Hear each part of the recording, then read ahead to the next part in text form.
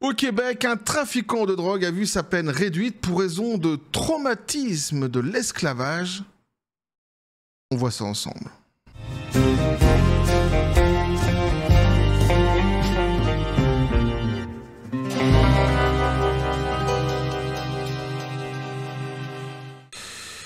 Et alors là, concernant les histoires complètement dingues, on est bien. Ah non, mais franchement, je t'assure, en plus rempli d'idéologie, petit café les copains. On est dans une folie pure.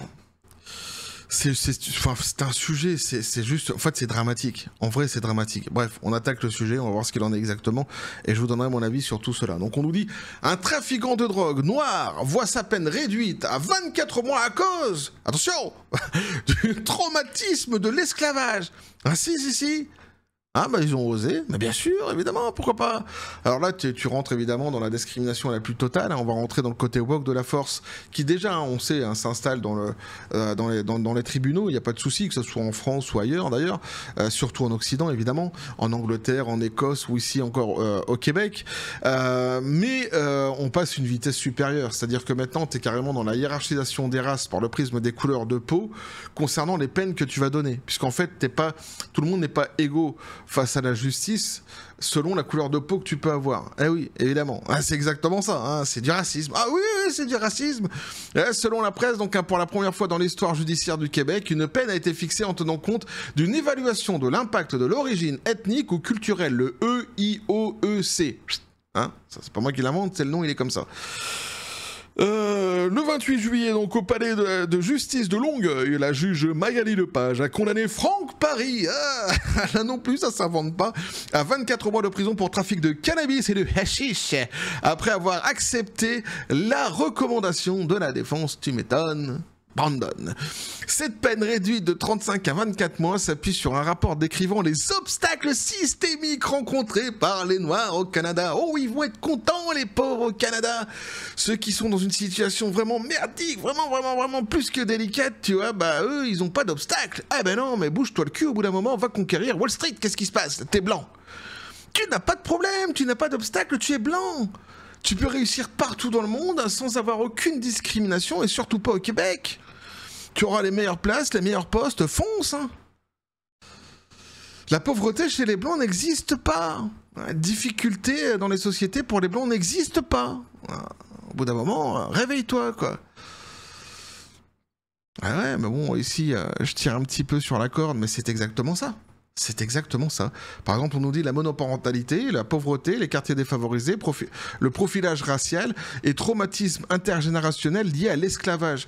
Et dans tout ça, en fait, il n'y a rien qui correspond à ce qu'un blanc aurait pu vivre. La monoparentalité, par exemple, non. Les blancs, non. La pauvreté, non. Les quartiers défavorisés, non. Alors, le profilage racial, bon... À la limite, le profilage racial, il est fait ici. Donc, à quelque part, j'ai presque envie de dire, le pas est sauté maintenant. Hein. Et puis après, le traumatisme intergénérationnel lié à l'esclavage, là, c'est vraiment, tu tombes dans les trucs, tu sais, si tu devais remonter dans les âges pour savoir quel peuple a subi quoi, et quand il l'a subi, et quel effet aujourd'hui ça a sur les générations, t'as pas fini, quoi. T'as pas fini. Je pense que chacun pourrait se trouver des choses dans son passé, dans l'histoire de son pays, dans l'histoire de son peuple, qui pourraient justifier à chaque fois des peines. Mais non, non, je dis ça, mais non, en fait, je suis con, putain, non, c'est une question de couleur de peau. Ah, ça marche pas avec tout le monde. Ah, merde. Ah, j'étais parti sur un truc, moi, comme ça, je sais pas. La folie qui m'a pris comme ça tout d'un coup. Donc, le rapport cite notamment l'enfance de M. Paris à Côte-des-Neiges, son absence de père. Oh, putain, c'est pas facile, ça. Et une détention erronée dans un centre pour migrants où on le croyait jamaïcain. Ah, c'est pas facile. Putain. Alors moi aussi, j'ai grandi sans père et quand j'étais plus jeune, les gens pensaient que j'étais kabyle. J'ai vécu dans des quartiers un petit peu, tu vois. Et il y a des gens qui pensaient que j'étais kabyle. Alors, je fais comment, moi? Si demain je vais au tribunal, je pleure et je pense que c'est ce que je vais faire. Ah, moi, ça va. Mon problème, ça va être ma couleur de peau, je le sens bien, et je pars avec un handicap. Mais bon, hein, sur un malentendu, on sait jamais, tu sais. Le côté Kabylie, tout ça, je ne sais pas. Donc le IOEC, inspiré par des rapports GLADU utilisés depuis 1999 pour les autochtones, n'est pas obligatoire, mais pourrait se multiplier au Québec, comme l'explique donc un maître Valérie Black Saint-Laurent. Pour ajouter un petit peu ici sur un autre article qui m'a été fourni d'ailleurs par Matt, on nous parle des critiques et des défis, donc ce petit passage est assez intéressant. On nous dit tout changement dans le système judiciaire entraîne des débats. Certains estiment que le IOEC risque de créer une justice à deux vitesses. Non, sans déconner. Ah bah c'est déjà fait là. Hein. Où les accusés issus des milieux marginalisés pourraient bénéficier des peines plus clémentes, ce qui pourrait être perçu comme une iniquité. Ben oui, d'autres soutiennent que cette approche est essentielle pour corriger les déséquilibres historiques et sociaux qui persistent dans le système pénal. C'est-à-dire qu'en fait, eux, ils ont pris la machine à voyager dans le temps, mais sans voyager dans le temps. On va réparer l'histoire. Quand? Maintenant. Mais l'histoire de quand? Bah, d'il y a quelques temps maintenant quand même. Et comment pour... Enfin, je ne comprends pas. Enfin, les gens qui du passé qui ont subi, ils sont où? Ils sont morts. Ah d'accord. Bah du coup, tu fais comment? Ah non, mais on s'en fout. Non, mais c'est une question de couleur de peau, tu comprends? Donc tous ceux qui ont la même couleur de peau que ceux qui ont vécu les choses par le passé, eh bien, on leur doit réparation. On va réparer ce qui leur est pas arrivé à eux. Et ce qui probablement d'ailleurs n'est pas arrivé du tout à leur famille par le passé. Hein c'est con. Ah non, non, non, c'est pas con, c'est bon. C'est peut-être un peu quand même.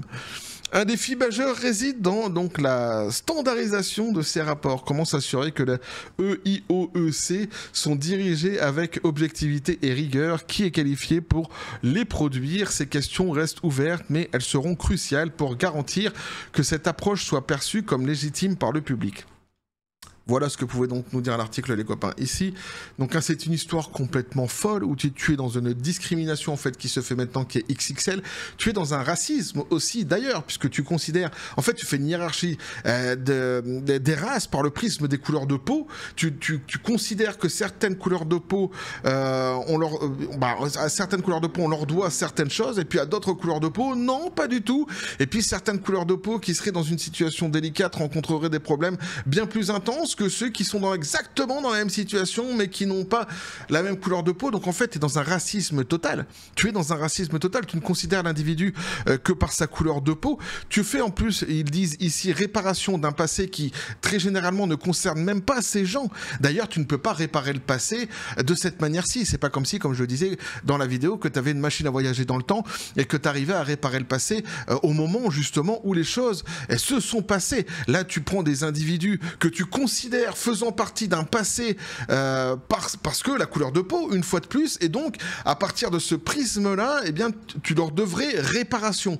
C'est juste en fait hallucinant, en fait c'est de la folie.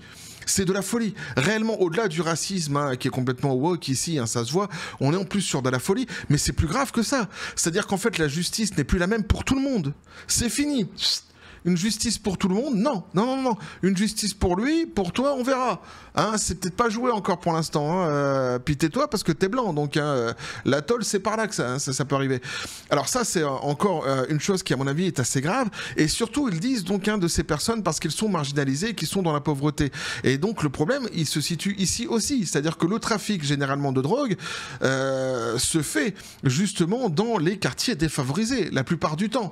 C'est très rare de voir un Jean-Louis Baptiste ou un Sigismond et de le choper dans des situations justement dans lesquelles ces personnes-ci se font choper. Donc si tu commences à partir du principe qu'il faut réduire les peines dans les endroits où la délinquance est la plus importante, en fait, on marche sur la tête. C'est-à-dire, c'est l'inverse qu'il faudrait faire. Ici se trouve le crime, luttons contre le crime. C'est juste incroyable. Donc ici, en fait, ils se disent, ici se trouve le crime, soyons gentils avec eux. Là-bas se trouve aucun crime. Par contre, si le jour où tu passes devant moi, je t'assure, t'as jamais rien branlé de ta vie, t'as jamais fait une seule erreur, mais le jour où tu vas passer devant moi, oh putain, tu vas prendre cher, Sigismond. Tu sais pas ce que tu vas prendre pour tous tes ancêtres. Parce que l'inverse aussi est jouable. C'est-à-dire que si tu dois réparation à quelqu'un parce que sa couleur de peau, eh bien quelque part tu dois punir aussi quelqu'un Justement, à cause de sa couleur de peau. Donc, on va considérer demain que les Blancs sont responsables de tous les crimes du passé sur des personnes qui seraient de couleur, puisque c'est comme ça de toute façon, c'est un débat qui est racial, hein, typiquement racial et qui est vraiment woke, et donc dans ce cas-là, les peines devraient être plus importantes pour les Blancs. C'est juste un truc de malade. C'est un truc de fou. Voilà. Donc, j'ai trouvé cette histoire assez folle. D'ailleurs, dans les analyses que je viens de vous proposer ici, c'est des analyses aussi que dans les discussions que j'avais eues avec Matt, qu'il avait fait lui aussi, on s'était posé les mêmes questions, et c'est vrai que c'est juste hallucinant. C'est pour ça que je voulais vous proposer ce sujet-ci, parce que pour moi, effectivement, on part sur une dérive, on est sur un tournant, un virage, qui à mon avis est très grave, et le Québec, franchement, les Québécois, réveillez-vous, quoi. Réveillez-vous, parce que c'est chaud chez vous, hein. Wow. Alors nous, en France, on n'est pas bien logés non plus, hein. On a la Belgique aussi, où ça pue quand même pas mal actuellement, mais le Québec, on a l'impression que c'est un petit peu le laboratoire, quoi, le Québec. C'est si ça passe au Québec, ça peut passer après ailleurs, et puis on essaye des choses là-bas, et puis... Vous en êtes tout d'ailleurs dans le gouvernement là, avec Justin Trudeau, là, les copains, là, si vous passez dans la vidéo, n'hésitez pas à venir nous faire un petit topo, là. Qu'est-ce qui se passe chez vous? Il ne devait pas être destitué, là, J'ai pas suivi l'affaire, hein. J'aurais dû la suivre quelque part, mais enfin je trouve ça complètement fou. N'hésitez pas à me dire ce que vous en pensez dans les commentaires, les copains, bah ouais. À vous abonner si le contenu vous a plu, activez la petite cloche pour les prochaines notifications, les prochaines vidéos qui vont arriver, à balancer un like, à partager la vidéo. Vous avez tous mes réseaux sociaux qui sont dans les descriptions des vidéos, n'hésitez pas à venir, à vous abonner en masse. J'ai hâte que t'abonner en masse sur mes réseaux sociaux. Ouais, je fais ce que je peux, j'ai un accent comme ça péruvien qui est pas au top, hein, je suis pas non plus... Mais je m'entraîne, chaque jour je m'entraîne. Le Pérou demain sera à moi. Quoi qu'il en soit, oui, donc hein, abonne-toi, c'est gratuit, ça ne mange pas de pain, ça donne de la force à la chaîne et aux messages que je diffuse sur cette même chaîne. Donc n'hésite surtout pas. Sur ce les copains, comme toujours, je vous dis à la John Spartan, paix et félicité. Pistolet à prout, qu'est-ce que tu penses de tout cela? Il dit, moi je m'en fous, je suis bleu. Mais en fait, tu te rends pas compte, pistolet à prout. Tu es bleu. Ton souci se situe là, pistolet à prout. C'est-à-dire que tu ne rentres dans aucune case, ils peuvent t'inventer une case et peut-être sera-t-elle la pire des cases. Tu ne sais pas ce qui peut t'arriver, pistolet à prout. Je veux ta réflexion là-dessus. Il dit foutez-moi la paix. Bon, mais on peut pas jouer avec lui. Dès que tu commences à rentrer un petit peu en conflit, c'est comme ça. Il s'énerve immédiatement, puis il lâche les gaz. Jusque-là, de ces conneries, moi. On va continuer à suivre tout ça sur cette même chaîne, toujours dans la joie et la bonne humeur. Que la force soit avec vous.